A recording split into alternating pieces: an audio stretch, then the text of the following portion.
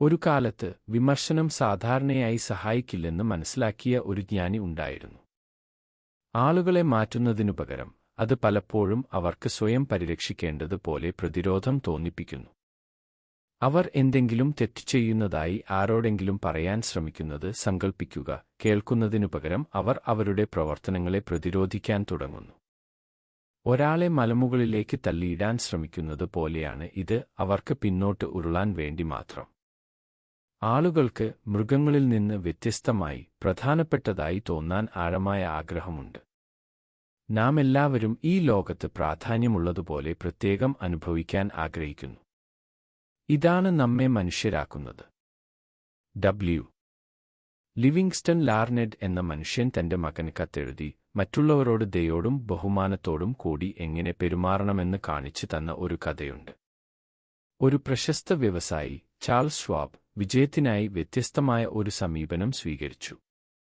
തെറ്റുകൾ ചൂണ്ടിക്കാണിക്കുന്നതിനുപകരം അദ്ദേഹം തന്റെ പ്രവർത്തകരെ സ്വകാര്യമായും മറ്റുള്ളവരുടെ മുമ്പായും പ്രശംസിക്കുകയും അവരുടെ മാനസികാവസ്ഥ ഉയർത്തുകയും അവരെ വിലമതിക്കുകയും ചെയ്യും. മറ്റൊരു വിജയിയായ വ്യവസായി ആൻഡ്രൂ കാർനെഗിക്കു പ്രശംസയുടെ ശക്തി അറിയാമായിരുന്നു. മറ്റുള്ളവരെ സുഖിപ്പിക്കേണ്ടതിന്റെ പ്രാധാന്യം രാജാക്കന്മാർ പോലും മനസ്സിലാക്കിയിരുന്നു. ഇംഗ്ലണ്ടിലെ ജോർജ് അഞ്ചാമൻ രാജാവിന് ആളുകളോട് എങ്ങനെ ബഹുമാനത്തോടെ പെരുമാറണമെന്ന് സ്വയം ഓർമ്മിപ്പിക്കാൻ തന്റെ കൊട്ടാരത്തിൽ ജ്ഞാനപൂർവകമായ വാക്കുകൾ തൂക്കിയിട്ടിരുന്നു.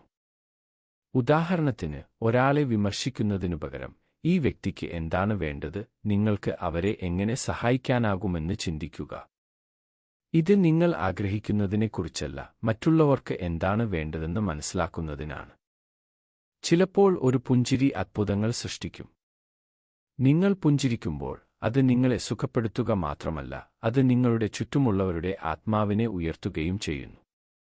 നിങ്ങൾക്ക് പുഞ്ചിരിക്കാൻ ഒരു കാരണവുമില്ല, എന്നാൽ നിങ്ങൾ അങ്ങനെ ചെയ്യുമ്പോൾ അത് മറ്റുള്ളവരുമായി ബന്ധപ്പെടാൻ നിങ്ങളെ സഹായിക്കുകയും അവരെ സന്തോഷിപ്പിക്കുകയും ചെയ്യുന്നു.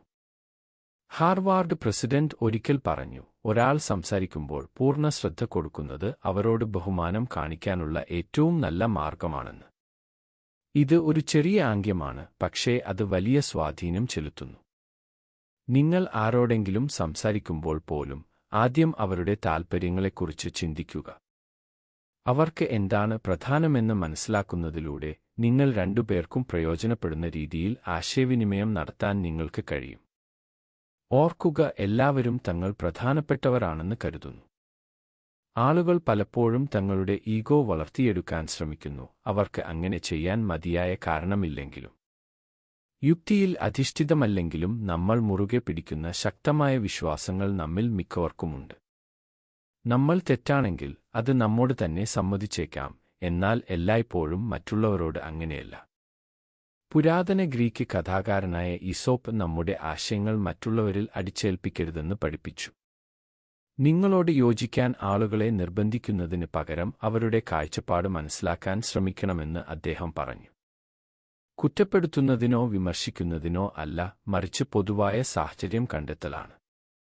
ഈ ആശയം കുട്ടികളിൽ പോലും പ്രവർത്തിക്കുന്നു.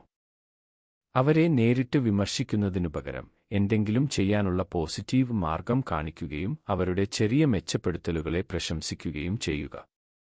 നേതൃത്വത്തിലും ഈ രീതി പ്രവർത്തിക്കുന്നു. ഒരു മഹാനായ നേതാവ് ആളുകളെ പിന്തുടരാൻ നിർബന്ധിക്കുന്നില്ല, ഒരു നല്ല മാതൃക വെച്ചുകൊണ്ട് അവർ മാറാൻ അവരെ പ്രചോദിപ്പിക്കുന്നു. ഈ ആശയങ്ങളെക്കുറിച്ച് എഴുതിയ ഡെയിൽ കാർനെഗി അവ ജീവിച്ചു. ബേക്കണും സോപ്പും വിൽക്കുന്ന എളിയ തുടക്കത്തോടെയാണ് അദ്ദേഹം ആരംഭിച്ചത്. എന്നാൽ ആളുകൾ എങ്ങനെ പ്രവർത്തിക്കുന്നു എന്നതിനെക്കുറിച്ചുള്ള അദ്ദേഹത്തിന്റെ ധാരണയോടെ അദ്ദേഹം തന്റെ കമ്പനിയിലെ ഏറ്റവും മികച്ച ഒരു വിൽപ്പന പ്രദേശമാക്കി മാറ്റി. അദ്ദേഹത്തിന്റെ രഹസ്യം ലളിതമായിരുന്നു, വിമർശനത്തിന് പകരം സ്തുതി, വിവേകം എന്നിവ ഉപയോഗിച്ചു. അതിനാൽ ഇവിടെയുള്ള പാഠം വ്യക്തമാണ്. മറ്റുള്ളവരെ പ്രോത്സാഹിപ്പിക്കുന്നതിലൂടെയും അവരുടെ പ്രയത്നങ്ങളെ അഭിനന്ദിക്കുന്നതിലൂടെയും അവരുടെ ആവശ്യങ്ങൾ മനസ്സിലാക്കുന്നതിലൂടെയും ആളുകൾക്ക് അവരുടെ പരമാവധി ചെയ്യാൻ പ്രേരണയും മൂല്യവും തോന്നുന്ന ഒരു ലോകം സൃഷ്ടിക്കാൻ നമുക്കെല്ലാവർക്കും കഴിയും. അതാണ് നല്ല നേതൃത്വത്തിന്റെയും ബന്ധത്തിന്റെയും യഥാർത്ഥ ശക്തി.